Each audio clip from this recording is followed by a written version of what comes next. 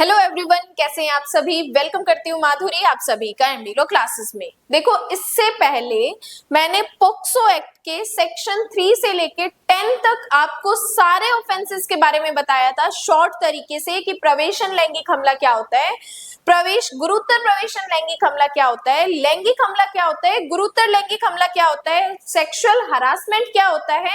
ये सारी चीजें मैंने आपको बहुत इजी तरीके से और इन सब में डिफरेंशिएट करते हुए आपको सारे अपराधों को समझाया था। अगर वो लेक्चर्स आप सभी ने नहीं देखा है तो एमडीलो क्लासेस के चैनल पे वो लेक्चर अपलोड है, आप जाके देख लीजिए। आज इस क्लास में मैं आपको बताने वाली हूँ कि अगर पॉक्सो एक्ट में कोई अपराध होता है तो उस अपराध की इंफॉर्मेशन हम किसे देते हैं। अब आप बोलोगे कि मैडम पुलिस को देते हैं, और किसे देते हैं, तो भाई होती तो पुलिस ही है, लेकिन पॉक्सो एक्ट में उस पुलिस को हम क्या कहते हैं उसका नेम अलग है। अगर आप प्रैक्टिस कर रहे हो तो पुलिस नाम से सर जाएगा, लेकिन जब आप जुडिशरी की प्रिपरेशन कर रहे हो, एपीओ, एडीपीओ, जेएलओ की प्रिपरेशन कर रहे हो या फिर एआईबी का एग्जाम दे रहे हो, तब वहां पे पुलिस वर्ड से नहीं सड़ने वाला। जो बेरेक में चीजें लिखी हुई है हम उसी से ही हमारा आंसर सही होगा। तो इस सेक्शन को, जिसमें हम अब बहुत सारे सब सेक्शंस पढ़ते हैं, बहुत इजी तरीके से बेरेक को साइड में रखते हुए सारी चीजें आपको एक्सप्लेन करने वाली हूं। चलिए स्टार्ट करते हैं। देखो, पॉक्सो एक्ट का सेक्शन जो 19 है वो कहता है मामले की रिपोर्ट करना।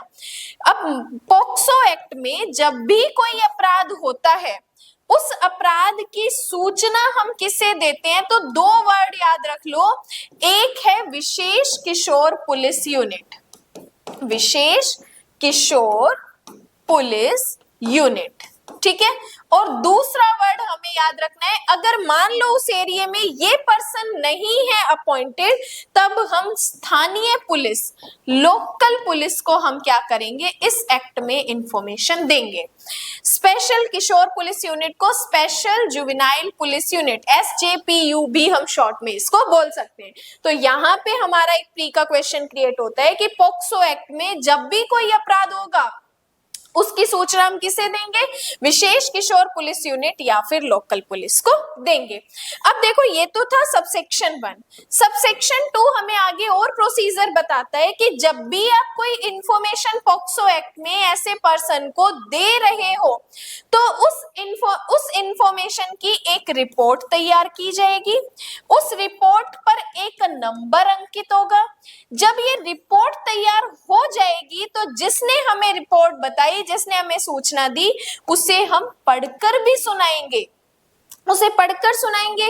पढ़कर सुनाने के बाद उस ऑफिस का जो एक रजिस्टर होता है, एक पुस्तक होता है, उसमें भी हमें इस इंफॉर्मेशन की एंट्री करनी पड़ेगी। तो सबसेक्शन 2 हमें कहता है जब भी हमें सूचना मिलेगी उसकी हम एक रिपोर्ट तैयार करेंगे, उसमें नंबर एंटर करेंगे, प्लस उसकी सूचना देने वाले को पढ़कर सुनाएंगे, और जो उसका रजिस्टर है उस रजिस्टर में भी हमें ये चीजें एंटर करनी पड़ेंगी।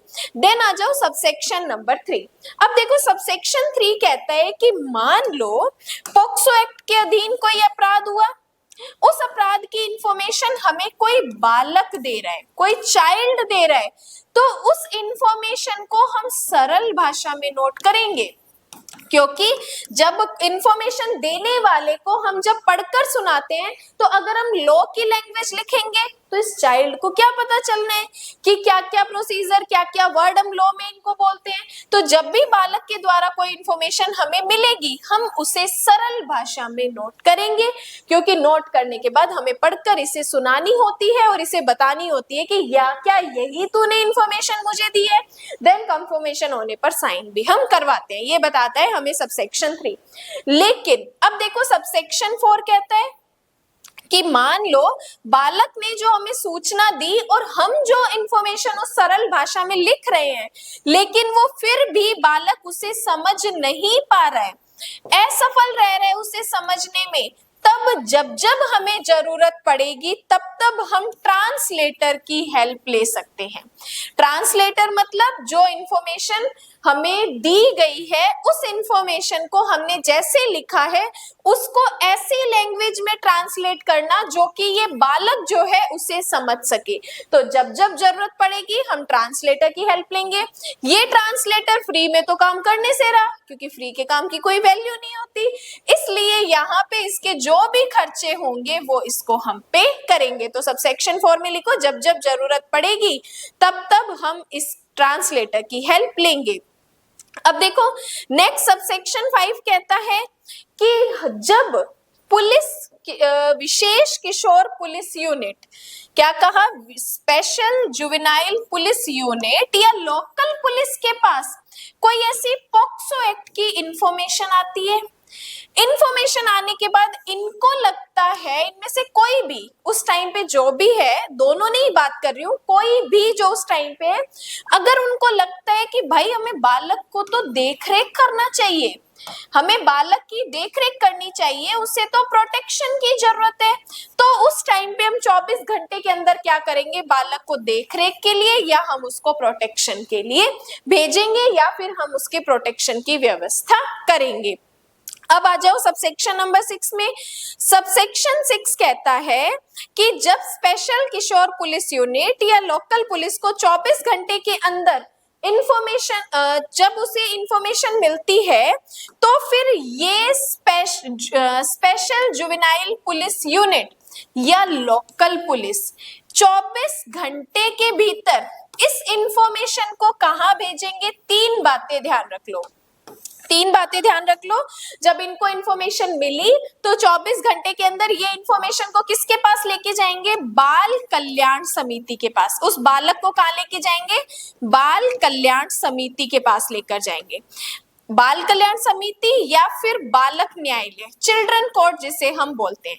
अगर मान लो उस एरिया में चिल्ड्रन कोर्ट नहीं है तो फिर हम उसे लेके जाएंगे सेशन कोर्ट के पास। हम उसे कहां लेकर जाएंगे, सेशन कोर्ट के पास। यहां से हमारा प्री का क्वेश्चन आता है कि स्पेशल जुवेनाइल पुलिस यूनिट या लोकल पुलिस को जब भी ऐसी पॉक्सो एक्ट में कोई इंफॉर्मेशन मिलती है तो 24 घंटे के अंदर उस मैटर को बालक के समेत हम या तो बाल कल्याण समिति में पेश करेंगे, बाल कल्याण समिति नहीं है तो चिल्ड्रन कोर्ट में पेश करेंगे, चिल्ड्रन कोर्ट भी नहीं है तो सेशन कोर्ट में हम उस बालक को पेश करेंगे।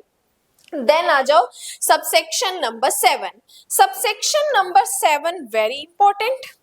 अब मान लो पॉक्सो में कोई हमें इंफॉर्मेशन मिली, जिस व्यक्ति ने इंफॉर्मेशन दी गुड फेथ में दी, सद्भावना पूर्वक दी, लेकिन बाद में पता चलता है कि भाई ऐसा तो कोई अपराध ही नहीं हुआ, तो जिस व्यक्ति ने इंफॉर्मेशन दी, सूचना दी, उसके ऊपर ना तो कोई सिविल केस किया जाएगा और ना ही कोई क्रिमिनल केस किया जाएगा, ना तो सिविल लायबिलिटी इंपोज होगी और ना ही कोई क्रिमिनल लायबिलिटी इंपोज होगी।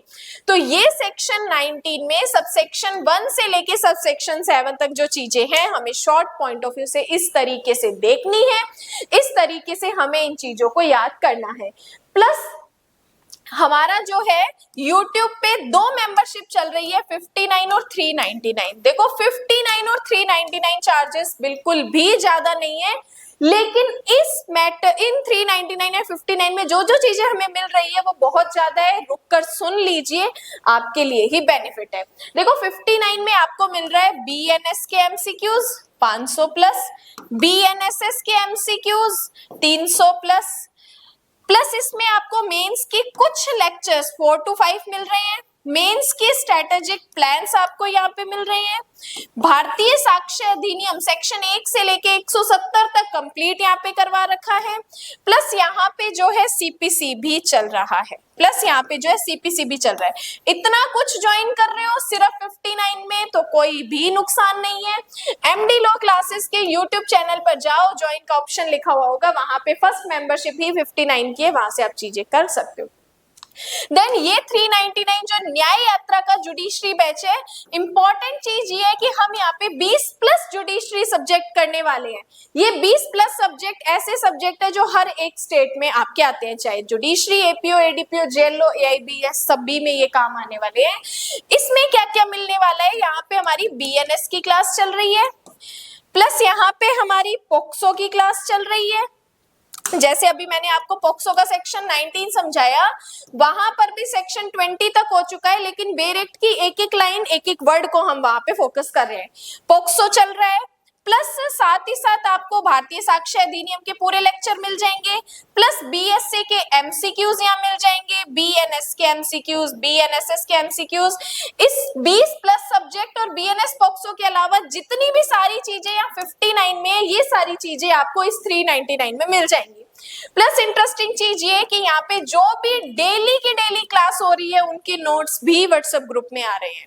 तो 399 में आप ज्वाइन करके इतनी क्लासेस अटेंड कर सकते हो। अगर आप 399 का नहीं करते तो 59 में आप इतना सब ले सकते हो, लेकिन 59 में हम पीडीएफ शेयर नहीं करते हैं। तो दोनों मेंबरशिप एमडी लो क्लासेस के यूट्यूब चैनल पर जाइए, ज्वाइन सब्सक्राइब किया हुआ है तो ज्वाइन पर क्लिक करो। क्लिक करने के बाद चाहे 59 करो, 59 अगर नहीं करनी, 399 करनी है तो स्क्रॉल करके नीचे जाओगे तो 399 न्याय यात्रा का बैच आपको वहां मिल जाएगा। ऑलरेडी 59 के मेंबर हो तो इस 399 में अपग्रेड कर सकते हो, ये 59 आपके माइनस हो जाएंगे। प्लस अगर आप मेंबरशिप ज्वाइन कर रहे हो तो दोनों का व्हाट्सएप ग्रुप अलग अलग है, दोनों ग्रुप में आप ऐड हो सकते हो। जो भी क्लासेस के लिंक है, नोट्स है, वो वहां पे डेली के डेली अपडेट होते हैं। बस आज के लिए इतना ही। डिस्क्रिप्शन में नंबर मिल रहा होगा, मेंबरशिप का स्क्रीनशॉट शेयर करके आप व्हाट्सएप ग्रुप में ऐड हो जाइए। बाकी आज के लिए धन्यवाद एंड जय हिंद।